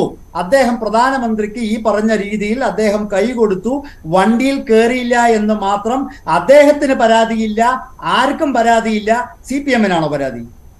കോൺഗ്രസിനാണോ പരാതി? തീർച്ചയായും ഇവിടെ രണ്ടുപേരും നമ്മളുടെ 2 പ്രതിനിധികളും ഉയർത്തിയ ആരോപണം അതാണ്. ശ്രീ ജിൻഡോ, നമുക്ക് ദൃശ്യങ്ങളിൽ കാണാം. താങ്കൾ ഉദ്ദേശിച്ചതുപോലെ, താങ്കൾ പറഞ്ഞതുപോലെ ഒരു ക്യാമറ പേഴ്സണെ ഞാൻ ആ ദൃശ്യങ്ങളിൽ കാണുന്നില്ല. BJP-യുടെ പ്രതിനിധികൾ പറഞ്ഞ ന്യായീകരണം താങ്കൾക്ക് തൃപ്തികരമാണോ? അവർക്കൊന്നും പറയാനില്ല, അവർക്ക് വേറെ ഒന്നും പറയാനില്ല. അവർക്ക് രേണുക അദ്ദേഹം പറയുന്നത് ഈ ആരോപണം ഉന്നയിക്കുന്ന ആളുകൾ. ഞാനൊന്ന് പൂർത്തീകരിക്കട്ടെ. താങ്കളുടെ അവസരം വരുമ്പോൾ താങ്കൾ പറഞ്ഞു. ഞാൻ അദ്ദേഹത്തോട് ചോദിച്ചതുകൊണ്ടാണ് അദ്ദേഹം പറഞ്ഞു തുടങ്ങിയത്. താങ്കളുടെ സംസ്ഥാന പ്രസിഡന്റാണ് നമ്മുടെ VD സതീശനെ മൈ ഡിയർ സതീശ എന്ന് പറഞ്ഞ് വിളിച്ചത്. എന്നിട്ടാണ് താങ്കൾ ഇപ്പൊ CK പത്മനാഭന്റെ കഥയും കൊണ്ട് താങ്കൾ വരുന്നത്. താങ്കൾക്കൊന്നും വേറെ ഒരു പണിയില്ലാത്തത് കൊണ്ട് അബ്ദുൽ സലാമിനെ വിളിച്ചില്ല. താങ്കളെ ഞാൻ വെല്ലുവിളിക്കുന്നു. മൻമോഹൻ സിംഗിന്റെ 10 വർഷത്തെ വികസനവും ഈ 10 വർഷത്തെ ഈ 2014 മുതൽ 24 വരെയുള്ള വികസനവും താങ്കൾ ചർച്ച ചെയ്യാൻ തയ്യാറാണോ? താങ്കളെ ഞാൻ വെല്ലുവിളിക്കുന്നു. മറുപടി, ഒരു പാർട്ടി അവരുടെ റോഡ് ഷോ നടത്തുമ്പോൾ അതിൽ ആരെയൊക്കെ ഏതൊക്കെ സ്ഥാനാർത്ഥികളെ ഉൾക്കൊള്ളിക്കണം എന്നത് അവരുടെ തീരുമാനമാണ്. ഇവിടെ ഇപ്പോൾ അദ്ദേഹം തന്നെ പറയുന്നു അദ്ദേഹത്തിന് ഒരു പരിപാടി ഇല്ലായിരുന്നു, വരണം, ഫോട്ടോ എടുക്കണം, അനുഗ്രഹം തേടണം എന്നത് മാത്രമായിരുന്നു ലക്ഷ്യം. അത് നടന്നു.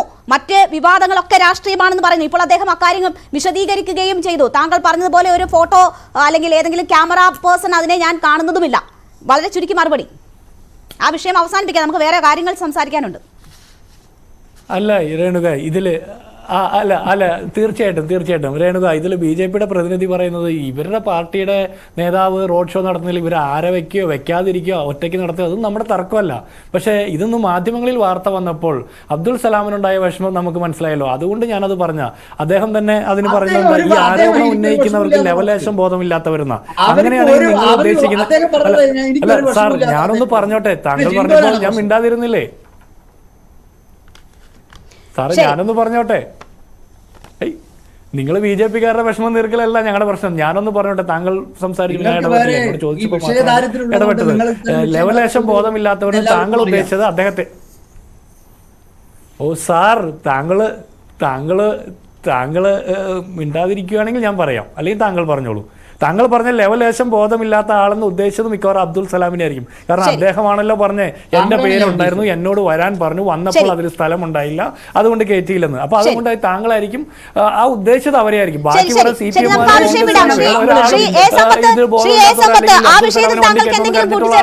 ഇപ്പോൾ BJP പ്രതിനിധി നമ്മളോട് പറഞ്ഞ വിശദീകരണം തൃപ്തികരമാണോ? അവർക്ക് ഇഷ്ടമുള്ളവരെ വാഹനത്തിൽ കയറ്റി അവർ നിശ്ചയിച്ച പ്രകാരം പരിപാടി നടത്തിയെന്നതാണ് അവരുടെ വിശദീകരണം. രേണുക, ഞാൻ അങ്ങനെയല്ല ഞാൻ പറഞ്ഞത്. അതെ രേണുക, ഇപ്പോൾ ശ്രീ കൃഷ്ണദാസ് പറയുന്നു അദ്ദേഹം അങ്ങനെ അല്ല പറഞ്ഞത് എന്നുള്ളത്. അത് അദ്ദേഹം പറയുന്നതിനെ മുഖവിലേക്ക് എടുക്കുക, അദ്ദേഹം അങ്ങനെ പറഞ്ഞിട്ടില്ല എന്നുള്ളതിന് നമ്മൾ BJPയുടെ ചില വക്താക്കളെങ്കിലും ഇത്തരത്തിലുള്ള മാധ്യമ ചർച്ചകളിലെല്ലാം വരുമ്പോൾ പറയും. ഞാൻ അനുഭവിച്ചിട്ടുള്ളതാണ്, ഒരു 2-3 ദിവസമേ ആയിട്ടുള്ളൂ. നിങ്ങളുടെ മുന്നിലുമൊക്കെ അത് വന്നിട്ടുള്ള ഒരു വിഷയമായിരിക്കും. ഞങ്ങൾക്ക് ഭൂരിപക്ഷമുണ്ട്, ഞങ്ങൾ അങ്ങനെ ചെയ്യും, അതുകൊണ്ട് നിങ്ങൾക്കെന്താ, നിങ്ങൾ പോയി ചോദിക്കുക. ഇത് ചോദിച്ചതാണ്. ഇതുപോലൊരു മാധ്യമ ചർച്ചയിൽ തന്നെയാണ് മാധ്യമ പ്രവർത്തകയോടാണ് ഈ കാര്യം ചോദിച്ചത്. ഞങ്ങൾക്ക് ജനങ്ങൾ അംഗീകാരം തന്നു എന്നൊക്കെ പറഞ്ഞത്. ഞാൻ 1 മിനിറ്റ് രേണുക എനിക്ക് തരണം. ഞാൻ മറ്റു കാര്യങ്ങളല്ല, 1930കളുടെ ആരംഭത്തിൽ, ഇത് 2024 അപ്പോൾ ഒരു നൂറ്റാണ്ട് മുമ്പുള്ള കാര്യത്തിൻ്റേതാണ്. ജർമ്മനിയിൽ ഹിറ്റ്ലർ അധികാരത്തിൽ വരുന്നത് എങ്ങനെയായിരുന്നു എന്നുള്ളത് ആ ചരിത്രത്തിൻ്റെ നാൾ വഴികളൊന്ന് പരിശോധിക്കുക. ജർമ്മൻ പാർലമെൻറ്റ് മന്ദിരമായ ആ റീസ്റ്റാഗ് കത്തിക്കുക വരെ ഉണ്ടായി. ഇപ്പോൾ നടന്നിട്ടുള്ളത് ചരിത്രം സൃഷ്ടിച്ചിട്ടുള്ള ഇന്ത്യയുടെ പാർലമെൻറ്റ് മന്ദിരം, ആ പാർലമെൻറ്റ് മന്ദിരത്തിനെ മാറ്റി മറ്റൊരു മന്ദിരം സൃഷ്ടിച്ച് ആ മന്ദിരത്തിന് സെൻട്രൽ ഹാള് പോലും ഇല്ല. എന്ന് വെച്ചാൽ ലോക്സഭയിലെയും രാജ്യസഭയിലെയും അംഗങ്ങളും മുൻ MP-മാരും സംസ്ഥാനങ്ങളിലെ മുഖ്യമന്ത്രിമാരോ മന്ത്രിമാരോ വന്നാൽ അവരും മുൻ പാർലമെൻറ്റ് അംഗങ്ങളും അക്രഡിറ്റഡ് ജേർണലിസ്റ്റുകൾ മാധ്യമപ്രവർത്തകരും എല്ലാം അത്തരത്തിൽ കൂടുകയും ആ സൗഹൃദ സംഭാഷണങ്ങളും അതുമായി ബന്ധപ്പെട്ട നിയമനിർമ്മാണ പ്രക്രിയയ്ക്ക് പോലും വളരെ അത്തരത്തിൽ സഹായകരമായിരുന്നതാണ് ഇന്ത്യയുടെ ആദ്യത്തെ തെരഞ്ഞെടുപ്പ് മുതൽ ഇങ്ങോട്ട്. അങ്ങനെ ഒരു സെൻട്രൽ ഹാൾ പോലും ഇനി നിങ്ങൾ അങ്ങനെ കൂടേണ്ടതില്ല. ഇപ്പം ഞാനിത് പറയാൻ കാരണം 2014 മെയ് മാസം മുതൽ 2022 ഏപ്രിൽ വരെ 262 ബില്ലുകളാണ് യാതൊരു വിധത്തിലുള്ള പരിശോധനയും പാർലമെന്റിൽ ചർച്ചയുമില്ല. ആയിസ് ആൻഡ് നോസ് മാത്രമാണ് ബന്ധപ്പെട്ട സ്റ്റാൻഡിംഗ്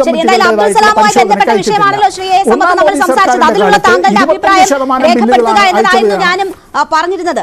അത് മറ്റൊരു വിഷയമാണല്ലോ. ഞാൻ താങ്കളിലേക്ക് തിരിച്ചെത്താം. ശ്രീ കൃഷ്ണദാസ് അദ്ദേഹത്തെ ക്ഷണിച്ചിരുന്നു എന്നത് അദ്ദേഹം തന്നെ പറയുകയും പിന്നീട് അദ്ദേഹം ഈ പ്രശ്നത്തിന് ശേഷം അത് വിവാദമാക്കിയില്ല, നിങ്ങൾ രാഷ്ട്രീയം ആരോപണങ്ങളാണ് ഉന്നയിക്കുന്നതെന്ന് പറയുകയുമായിരുന്നു.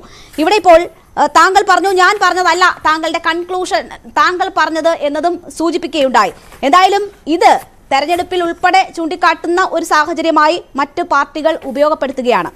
മറ്റൊന്ന്, സംസ്ഥാന അധ്യക്ഷന്റെ ഒരു പരാമർശമായിരുന്നു കേരളം കഞ്ഞു കുടിക്കുന്നത് നിങ്ങളുടെ ഔദാര്യം കൊണ്ടാണ് എന്നത്. നേരത്തെ താങ്കൾ ജിൻഡോയോട് ചോദിച്ചു മൻമോഹൻ സിംഗിന്റെ കാലവും ഇതും തമ്മിൽ താരതമ്യപ്പെടുത്താനുണ്ടോ എന്ന്. നിങ്ങൾ തന്നെ പുറത്തുവിട്ട, നിങ്ങളുടെ കാലത്ത് തന്നെ പുറത്തു വന്ന നീതി ആയോഗിന്റെ കണക്ക് ദാരിദ്ര്യമുക്തിയിൽ 12-ൽ 11 സൂചികകളിലും മൻമോഹൻ കാലം തന്നെയാണ് മുന്നിലെന്ന് കണക്കുകൾ സഹിതം നേരത്തെ വാർത്ത വന്നതാണ്. ഞാനിവിടെ എനിക്കൊരു 1 മിനിറ്റ് തന്നാൽ മതി. ഞാൻ ചില കണക്കുകൾ ഇവിടെ അവതരിപ്പിക്കാം.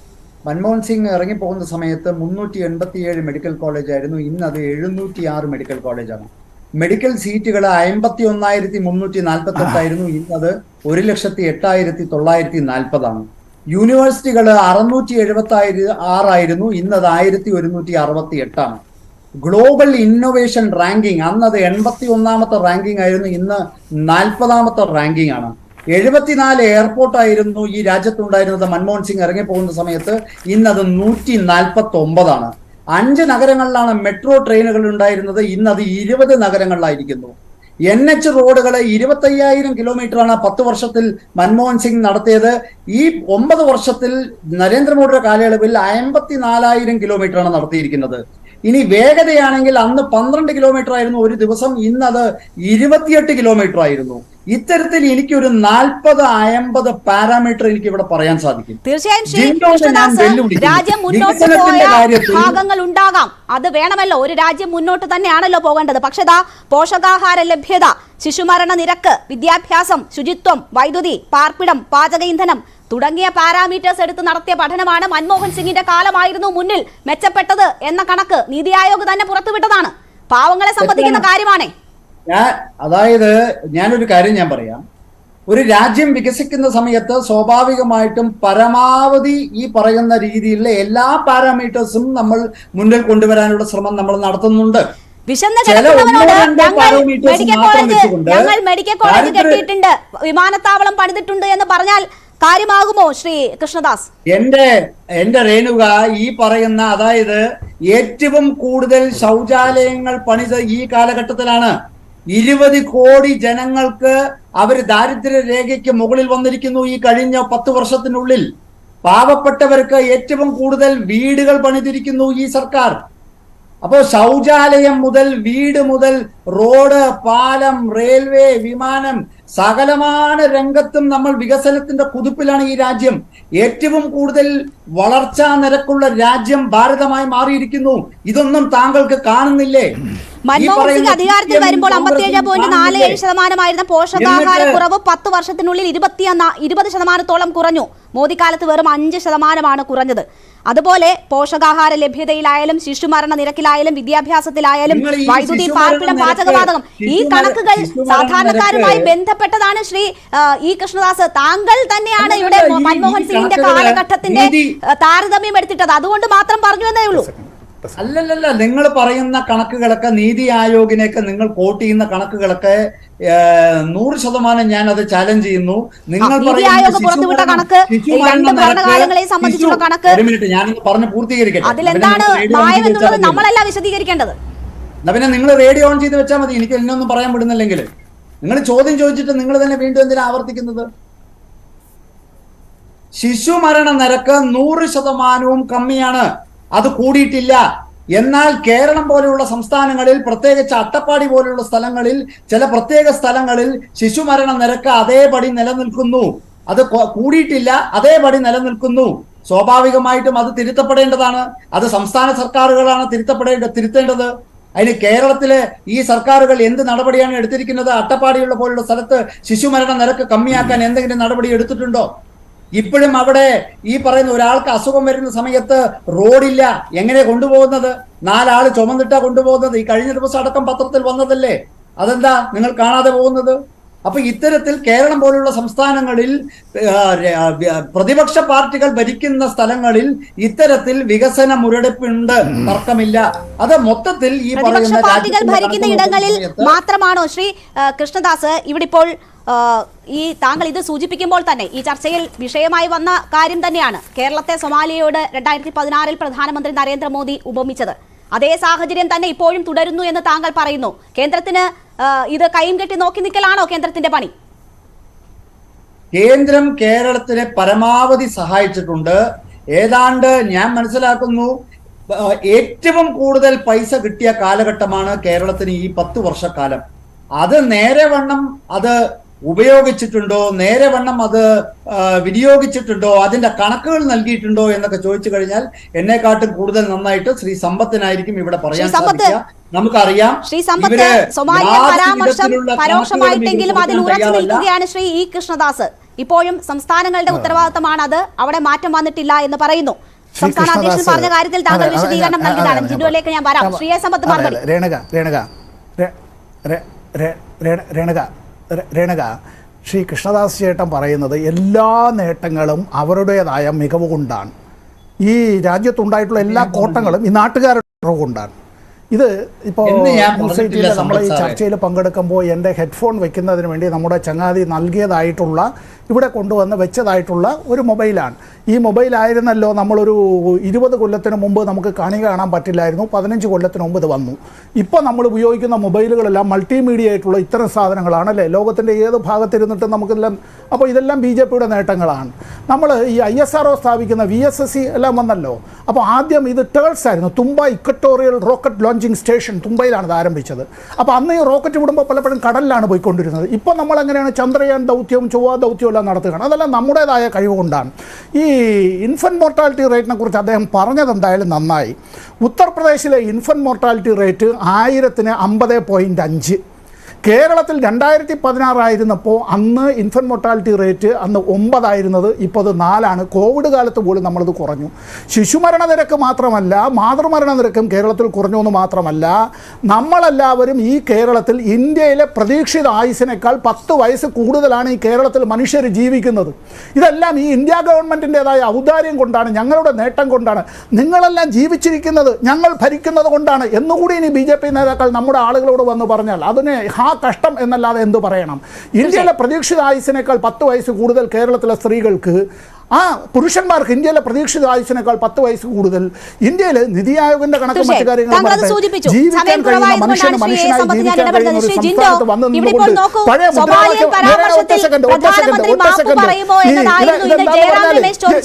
പോകുന്നതിന് മുമ്പ് ശ്രീ ജിൻഡോ, ഇന്ന് പ്രധാനമന്ത്രി മാപ്പ് പറയുമോ എന്നതായിരുന്നു ചോദിച്ചത്.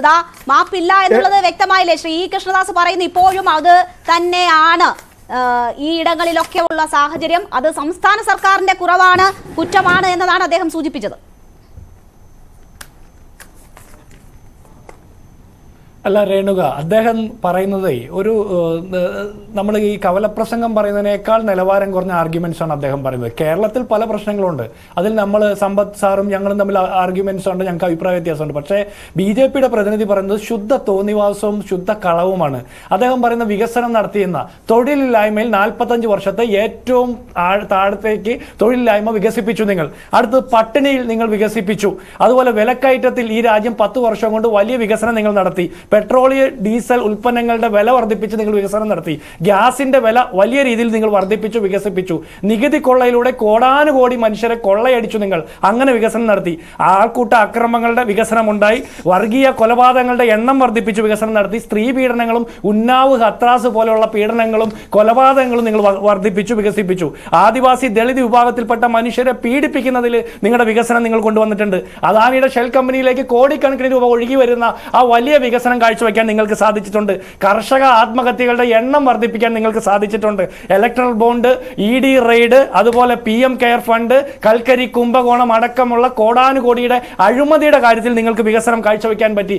നോട്ട് നിരോധനം എന്ന് പറഞ്ഞാൽ ഈ രാജ്യം കണ്ട, ലോകം കണ്ട ഏറ്റവും വലിയ അഴിമതിയുടെ വികസനം നടത്താൻ നിങ്ങൾക്ക് സാധിച്ചു. ശിശു മരണം വികസിപ്പിക്കാൻ നിങ്ങൾക്ക് സാധിച്ചു. പോഷകാഹാരക്കുറവ് വികസിപ്പിക്കാൻ നിങ്ങൾക്ക് സാധിച്ചു. ബുൾഡോസർ രാഷ്ട്രീയം വികസിപ്പിക്കാൻ നിങ്ങൾക്ക് സാധിച്ചു. ചൈന ഇന്ത്യയുടെ ഭൂമി കയ്യേറിക്കൊണ്ടുപോകുന്നത് വികസിപ്പിക്കാൻ നിങ്ങൾക്ക് സാധിച്ചു.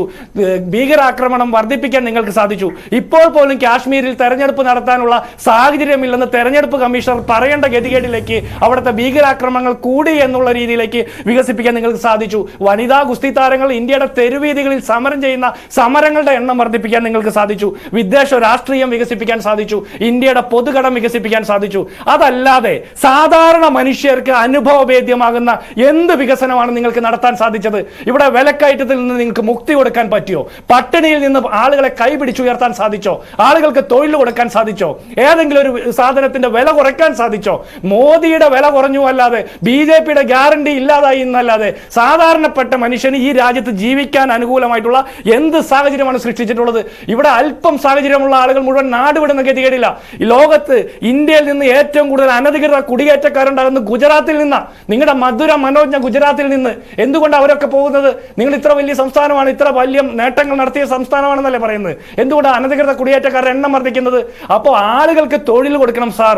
നിങ്ങൾ മൻമോഹൻ സിംഗിനെ കുറ്റം പറയുന്നു. നിങ്ങളുടെ സർക്കാരിന്റെ കാലത്ത് നിങ്ങൾ കൊണ്ടുവന്ന നീതി ആയോഗിന്റെ പഠനങ്ങൾ അനുസരിച്ചിട്ട് മനുഷ്യന്മാർക്ക് അനുഭവവേദ്യമാകുന്ന വികസന കാര്യത്തിൽ മൻമോഹൻ സിംഗ് സർക്കാരായിരുന്നു മോദിയുടെ വ്യാജ സർക്കാരിനേക്കാൾ ഭേദമെന്നുള്ള തെളിവുകൾ സംസാരിക്കുമ്പോൾ നിങ്ങൾ നീതി ആയോഗിനെ പോലും അംഗീകരിക്കില്ലെങ്കിൽ പിന്നെ നിങ്ങളുടെ സംസാരത്തിന്റെ ബേസ് എന്താ? നിങ്ങളുടെ ഡാറ്റ എന്താ? അതൊന്ന് പറഞ്ഞേ. ശരി, ശ്രീ കൃഷ്ണദാസ്, ഇവിടെ പ്രധാനമന്ത്രി വാരണാസിയിൽ സംസാരിക്കുമ്പോൾ കേരളത്തെ അപകീർത്തിപ്പെടുത്തും. ഇവിടെ BJP പ്രവർത്തകർ ജീവൻ പണയം വെച്ചാണ് നടക്കുന്നത് എന്ന് പറയും. കർണാടകയിൽ വന്നും കേരളത്തെ അപകീർത്തിപ്പെടുത്തും. 2016 കേരളത്തിൽ വന്നും അപകീർത്തിപ്പെടുത്തി. പക്ഷേ അദ്ദേഹത്തിന്റെ പെരുമാറ്റത്തിൽ, സംസാരങ്ങളിൽ ഒക്കെ ഇപ്പോൾ മാറ്റം വന്നിട്ടുണ്ട്. പക്ഷേ BJP സംസ്ഥാന അധ്യക്ഷൻ ഇപ്പോഴും അതൊന്നും മനസ്സിലായിട്ടില്ല. മോദിയുടെ മാറ്റം പോലും മനസ്സിലായിട്ടില്ല എന്ന് വേണം അദ്ദേഹത്തിന്റെ ഇന്നത്തെ പരാമർശം കാണുമ്പോൾ മനസ്സിലാക്കേണ്ടത്. കഞ്ഞി കുടിച്ചു പോകുന്നത് മോദി ഉള്ളതുകൊണ്ട് മാത്രമാണ് എന്ന് പറഞ്ഞ്, അപ്പോൾ ഇനിയും മാറാത്ത സംസ്ഥാന നേതൃത്വമാണെങ്കിൽ നിങ്ങൾ ഈ രണ്ടക്കമൊക്കെ സ്വപ്നം കണ്ടിട്ട് മോദി ഇവിടെ വന്ന് വെയിൽ കൊണ്ടിട്ട് വല്ല കാര്യവുമുണ്ടോ? ഇല്ല, നരേന്ദ്രമോദി കേരളത്തിനെ അപകീർത്തിപ്പെടുത്തി എന്നൊക്കെ പറഞ്ഞിട്ട് നിങ്ങൾക്ക് അങ്ങനെ പോകാൻ സാധിക്കില്ല. അദ്ദേഹം അന്നും ഇന്നും ചില വസ്തുതകൾ പറഞ്ഞിട്ടുണ്ട്. ഇവിടെ നടക്കുന്ന അക്രമ രാഷ്ട്രീയത്തിന്റെ പേരിൽ ഈ പറയുന്ന നടക്കുന്ന കൊലപാതകങ്ങളിൽ അദ്ദേഹം വേദന പ്രകടിപ്പിച്ചിട്ടുണ്ട്. അത് ഒരിക്കലും നടക്കാൻ പാടില്ലാത്തെന്ന് പറഞ്ഞിട്ടുണ്ട്. സത്യം പറയേണ്ട സമയത്ത് നിങ്ങൾക്ക് അത് അപകീർത്തികരമായിട്ട് തോന്നുന്നുണ്ടെങ്കിൽ അത് നിങ്ങളുടെ കുഴപ്പമാണ്. അദ്ദേഹം വസ്തുത മാത്രമേ പറഞ്ഞിട്ടുള്ളൂ. എന്ന് മാത്രമല്ല, കുറിച്ച് എത്ര വ്യാജ വീഡിയോകളാണ് ഉത്തരേന്ത്യയിൽ ഉൾപ്പെടെ പ്രചരിപ്പിക്കപ്പെട്ടതെന്ന് നമുക്ക് അറിഞ്ഞൂടെ? അല്ലല്ല, അതൊക്കെ അതെ, ഞാൻ കേരള സ്റ്റോറി എന്ന് പറയുന്ന ഒരു വ്യാജ സിനിമയെ പിൻപറ്റിയാണ് കേരളത്തെ അവഹേളിച്ചത്. അതൊക്കെയാണ് താങ്കൾ യാഥാർത്ഥ്യം എന്ന് ചൂണ്ടിക്കാട്ടുന്നത്. എനിക്ക് സമ്പത്ത് സാറും അതുപോലെ ജിൻഡോ ഒക്കെ പറയുന്നത് മനസ്സിലാക്കാം. നരേന്ദ്രമോദിജി ഈ പറയുന്ന കേരളത്തിനെ അപകീർത്തിപ്പെടുത്തി എന്ന് താങ്കൾ പറയുന്നത് എന്തടിസ്ഥാനത്തിലാണ് എനിക്ക് ആങ്കറുടെ കുപ്പായ അഴിച്ചു വെച്ചിട്ട് മാർക്സിസ്റ്റ് പാർട്ടിയുടെ മെമ്പർഷിപ്പ് എടുക്കുന്നതായിരിക്കും നല്ലത്.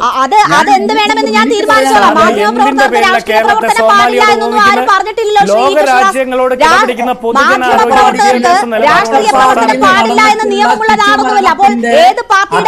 എടുക്കണമെന്നത് ഞാൻ തീരുമാനിച്ചോളാം. ശ്രീ കൃഷ്ണദാസ്, ഏത് പാർട്ടിയുടെ അംഗത്വം എടുക്കണമെന്നുള്ളത് ഞാൻ തീരുമാനിച്ചോളാം. ഇവിടെ കാര്യങ്ങളാണല്ലോ സംസാരിക്കുന്നത്. സൊമാലിയ എന്ന് പറയുന്ന രാജ്യത്തോട് കേരളത്തിന്റെ അവസ്ഥയെ കുറിച്ചാൽ അത് അപമാനകരമാണെന്ന് എനിക്ക്